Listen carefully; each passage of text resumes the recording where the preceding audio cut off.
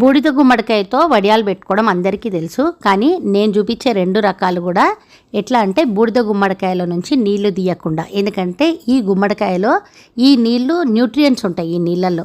అందుకోసము అవి తీయకుండా ఆల్రెడీ ఒక పార్ట్ 1లో వీడియో చెప్పిన. సగ్గుబియ్యంని ఆ నీళ్ళలో నానబెట్టి ఎట్లా పెట్టుకోవాలి పక్కా కొలతలతో చూపించిన. ఇంకా ఇప్పుడు కూడా ఇవి కట్ చేసుకొని మినప్పిండితో పెట్టుకుంటాము ఈ వడియాలు. దీంట్లో కూడా నీళ్లు తీయాల్సిన అవసరం లేదు. ఇది ఎట్లా చేసుకోవాలనేది నేను ఇప్పుడు చూపిస్తాను. ఆల్రెడీ తెలుసు కదా అందరికీ కూడా పార్ట్ 1లో క్లియర్గా చెప్పిన బూడిద గుమ్మడికాయ హెల్త్కి ఎంత మంచిదనేది. ఒకసారి ఆ వీడియో చెక్ చేయండి. ఇప్పుడు ఈ వడియాలు పెట్టే ప్రాసెస్ చూద్దాము.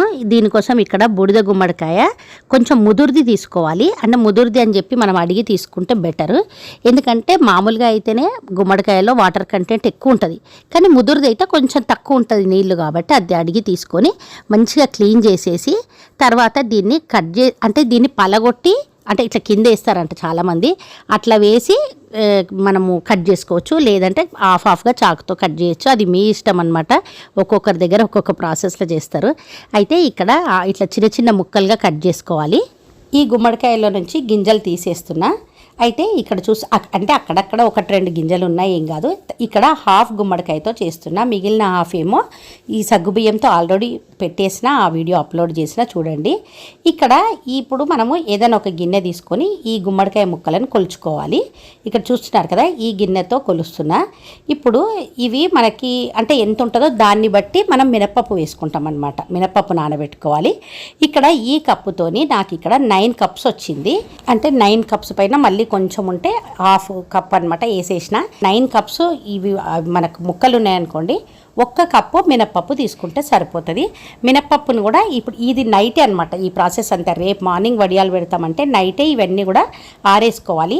మామూలుగా అయితే ఇది ఒక బట్టలో కట్టి అందరూ ఉప్పు పసుపు వేసి దానిపైన ఏదన్నా ఒక బరువుది పెడతారనమాట, రోల్ లాంటిది అట్లా పెట్టి ఆ నీళ్ళన్నీ పోయిన తర్వాత పొద్దున వడియాలు పెట్టుకుంటారు. కానీ ఆ నీళ్లు తీసేస్తే ఆ న్యూట్రియంట్స్ పోతాయి కాబట్టి ఇట్లా ఫ్యాన్ కింద ఆరబెడుతున్నాను నేను నైట్.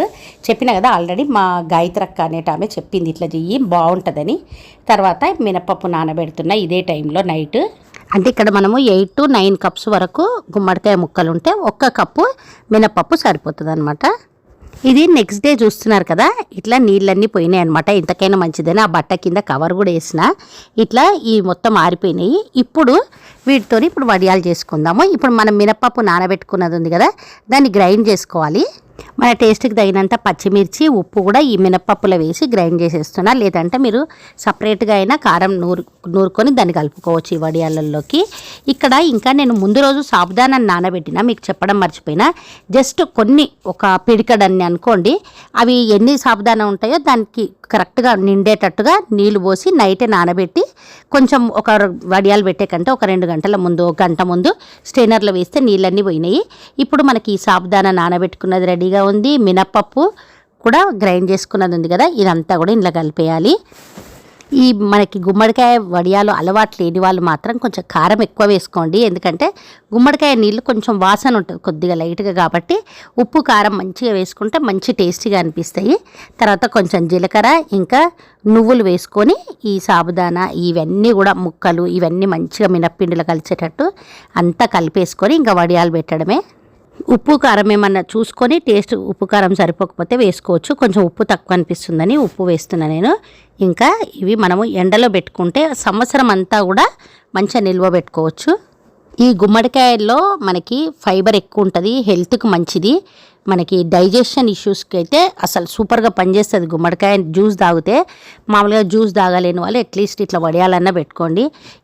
ఇదేంటంటే కడుపులో యాసిడిటీ ఎక్కువ ఉండడము, లేకపోతే డైజెషన్ కాకపోవడము అట్లాంటి వాళ్ళకి ఈ గుమ్మడికాయ చాలా బాగా పనిచేస్తుంది. ఎండలో 3 రోజులు ఎండబెట్టుకున్నామంటే ఇయర్ అంతా కూడా నిల్వ ఉంటాయి. ఇవి ముందు రోజు నేను సగ్గుబియ్యంవి పెట్టినా అనమాట సాబుదానాతోని. ఇవే గుమ్మడికాయ నీళ్ళలో నానబెట్టి చేసిన ఆ వీడియో కూడా మన ఛానల్లో ఉంది, ఒకసారి చెక్ చేయండి. ఇవి పక్కకి ఇప్పుడు చాటలో పెట్టినాయి అవే అనమాట. ఇక్కడ ఇవి మనకి ఫస్ట్ పెట్టిన రోజు ఎండిన తర్వాత నెక్స్ట్ మళ్ళీ దాన్ని రివర్స్ చేసి మళ్ళీ అట్లా ఎండబెట్టుకోవాలి. 3 రోజులు ఎండలో ఎండిన గుమ్మడికాయ మినప్పిండి వడియాలు ఇవి.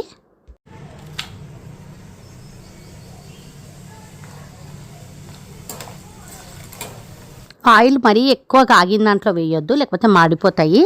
గుమ్మడికాయ నీళ్ళల్లో సగ్గుబియ్యం అంటే సాబ్దానా ఉంటుంది కదా, దాన్ని నానబెట్టి వడియాలు పెట్టిన అన్న కదా, ఆ వీడియో చూడాలనుకుంటే ఆ లింక్ ఇక్కడ ఉంది, ఒకసారి చెక్ చేయండి.